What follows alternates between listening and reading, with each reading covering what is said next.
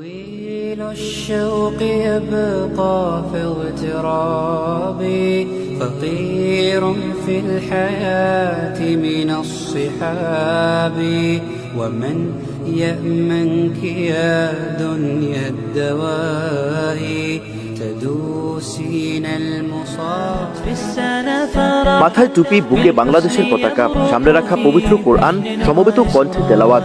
শহীদদের আত্মার মাগফিরাতের জন্য এভাবেই ব্যতিক্রমী আয়োজনে বিজয় দিবস উদযাপন করল ফেনীর মার্কাজুবর মাদ্রাসার শিক্ষার্থীরা।